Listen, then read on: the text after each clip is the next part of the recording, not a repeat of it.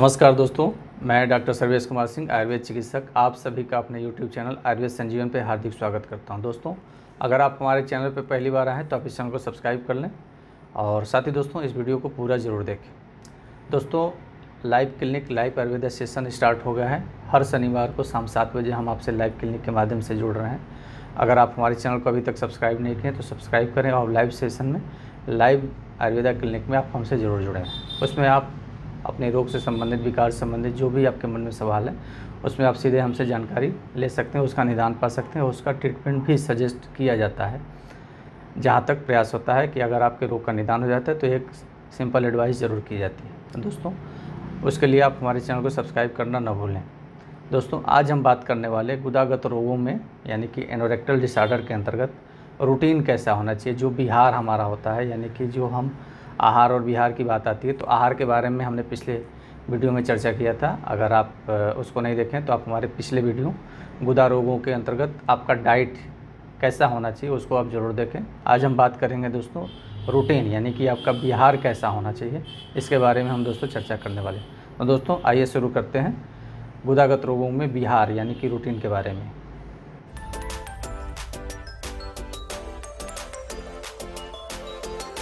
दोस्तों, जैसा कि आप जान गए हैं कि आज हम गुदागत रोगों में रूटीन के बारे में चर्चा करने वाले हैं। रूटीन में सबसे जो महत्वपूर्ण आता है दोस्तों वो सोने के बाद यानी कि सुबह जब सो करके उठते हैं उसके दौरान से ही रूटीन स्टार्ट हो जाती है। यानी कि शास्त्र कहता है और ये चिकित्सा शास्त्र कहता है कि दिन निकलने के पहले यानी कि सूर्य निकलने के पहले आपको बिस्तर छोड़ देना है।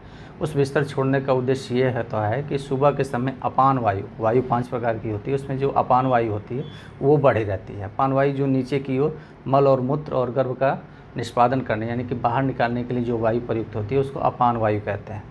तो वो अपान वायु बढ़ी रहती है। ऐसी स्थिति में जब आप सूर्य निकलने के पहले उठते हैं तो प्रेशर बनता है यानी कि मल निकलने के लिए, मूत्र निकलने के लिए अपान वायु यानी हवा खुलने के लिए एक प्रेशर बनता है, वो सम्यक होता है। अगर आप सूर्य निकलने के बाद उठते हैं तो वो प्रेशर ऊर्ध्व हो जाता है यानी अपान वायु ऊपर जाके समान वायु की वृद्धि करती है यानी कि फिर भूख लगने और पाचन की स्थिति स्टार्ट हो जाती है। इसलिए सुबह ब्रह्म मुहूर्त में उठें, सूर्य निकलने के पहले ज़रूर उठ जाएँ।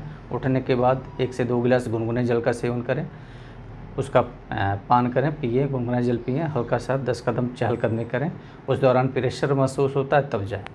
यानी कि गुदागत रोगों में सबसे ज़रूरी है कि अगर आपको शौच के लिए प्रेशर बने तभी आपको जाना है और वहाँ पे जाके जब प्रेशर किसी को होता है कि प्रेशर बहुत तेज़ बनता है, ऐसी स्थिति में बहुत तेज़ी से उसको अपनी ओर से भी अतिरिक्त दबाव ना दें। उस प्रेशर को थोड़ा सा कंट्रोल करके बाहर निकलने दें, खासतौर से मल को, क्योंकि शुरुआत का जो मल होता है दोस्तों वो थोड़ा सा कड़ा होता है, रुक्ष होता है। ऐसी स्थिति में उसको धीरे धीरे निकलने दें, आपके शौच के रास्ते से धीरे धीरे वो क्रॉस आउट हो, जिससे कि अगर वो कभी सूखा भी हो तो उस एनल एरिया में रप्चर ना करे, फिसर का घाव ना बने, या पहले से जो घाव बने उसको रगड़ ना दें, या फिस्टुला है उसको रगड़ ना दें।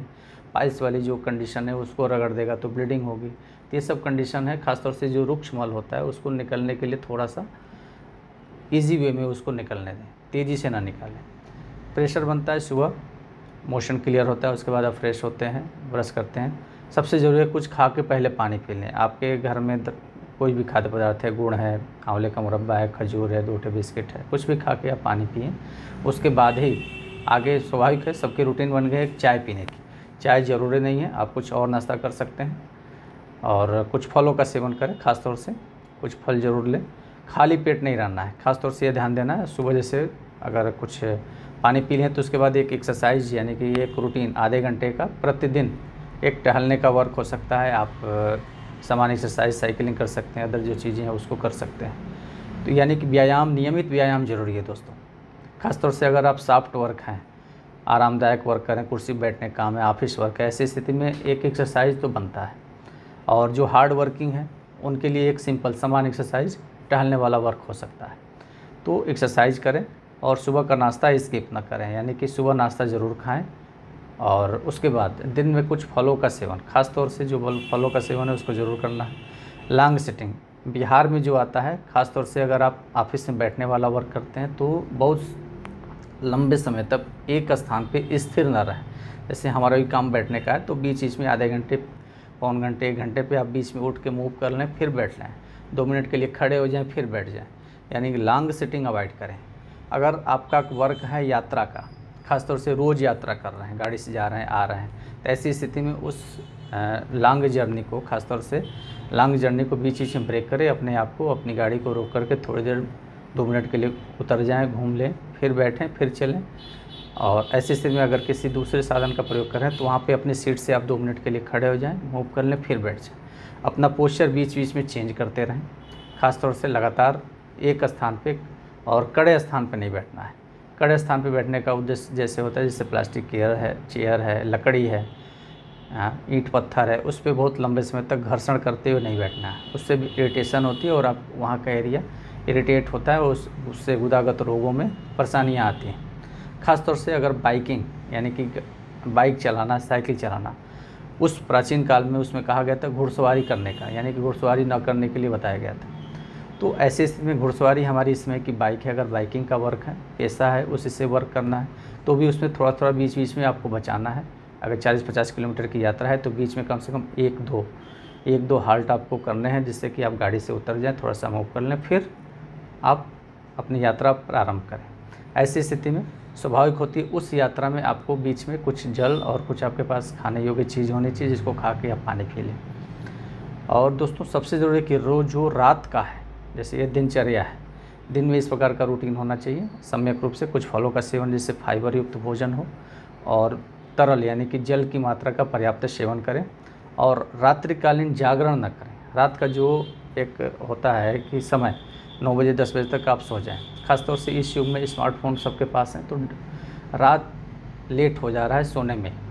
जब रात को लेट में सोएंगे तो सुबह जल्दी नहीं जगेंगे, जिसकी वजह से फिर कॉन्स्टिपेशन क्रिएट होगा, सुबह जाएंगे, प्रेशर नहीं बनेगा, आपको ऑफिस जाना है, काम पे जाना है, तो फिर जल्दी जाके आप प्रेशर क्रिएट करना शुरू कर देते हैं। ऐसी स्थिति में जो काम आप लेट नाइट कर रहे हैं वो सुबह उठ के भी कर सकते हैं। तो ऐसी स्थिति में प्रयास करें कि 9-10 बजे तक, अगर 8:30-9 बजे तक भोजन हो गया तो 10 बजे तक आप बिस्तर पकड़ सकते हैं, यानी कि बिस्तर पे जा सकते हैं सोने के लिए, क्योंकि स्वाभाविक है कि निद्रा आने में भी आधे घंटे, पौन घंटे, 1-1 घंटे तक लग जाती है।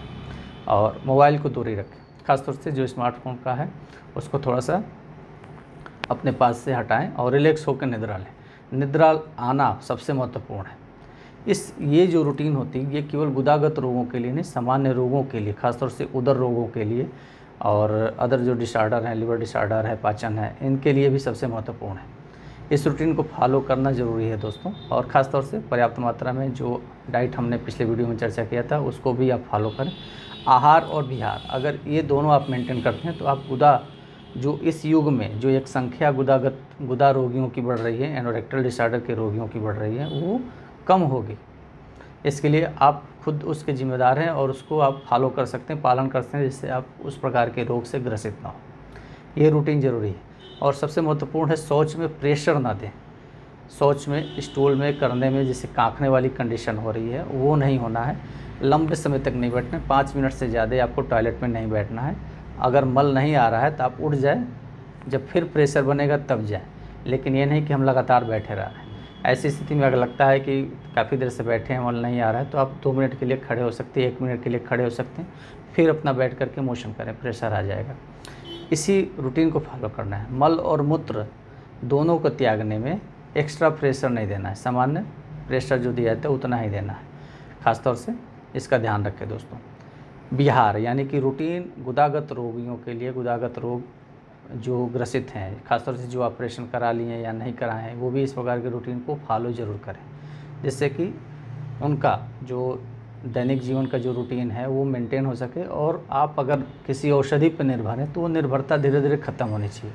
ख़ासतौर से अधिकतर मरीजों की जो निर्भरता हो जाती है दोस्तों, वो कब्ज कारक जो औषधियाँ होती हैं, यानी कि कब्ज तोड़ने वाली, यानी पेट साफ़ करने वाली जो औषधियाँ होती हैं, उन पर निर्भरता बढ़ जाती है। हर व्यक्ति जब जैसे लगता है कि एक चूर्ण है या टैबलेट है या सिरप है, रात में खाता है, सुबह पेट साफ़ होता है, कुछ दिन तक तो ठीक है, लेकिन इसका सेवन कालांतर यानी कि बहुत ज़्यादा समय तक अगर करते हैं तो फिर आंतों में और उस तक पैदा करेगी और उस प्रकार की औषधि आपके उस रोग के लिए फिर आगे काम करना बंद कर देगी, फिर उससे ऊपर की कैटेगरी में जाएगा आदमी। इसलिए दोस्तों अगर रूटीन ठीक रहेगा तो उस प्रकार की औषधि भी धीरे धीरे विड्रॉ हो जाए और रेगुलर ना खाना पड़े। अगर रेगुलर नहीं खाएंगे तो आप हैबिचुअल नहीं हो, कभी कभी हफ्ते में 10 दिन पे 1 बार 2 बार खाना पड़ता है, तो उससे कोई दिक्कत नहीं, आप उसका सेवन कर सकते हैं। हाँ, ज़रूरी है कि उसमें एक्सपर्ट से बीच बीच में राय ले सकते हैं, खासतौर से आयुर्वेद चिकित्सक से, क्योंकि पेट और ये एनोरेक्टल डिसऑर्डर में आयुर्वेद की चिकित्सा सबसे बेहतर है। इसको आप जानते भी हैं दोस्तों आज का जो विषय था रूटीन, खासतौर से रूटीन कैसा होना चाहिए इसके बारे में चर्चा होगी। कुछ चीज़ें अगर मिस होती हैं दोस्तों तो आप कमेंट सेक्शन में कमेंट के माध्यम से अपनी वो चीज़ें उसके बारे में पूछ सकते हैं कि ये हम कर सकते हैं या नहीं कर सकते हैं, तो उसके बारे में आपको ज़रूर बताएंगे दोस्तों। और आप हमारे चैनल पे अगर पहली बार आए हैं दोस्तों तो आप इस चैनल को सब्सक्राइब कर लें और अपने जानने वाले लोगों में इस प्रकार के विषय को शेयर करें, जिससे कि समाज में थोड़ी सी जागरूकता हो गुदा रोगों के लिए।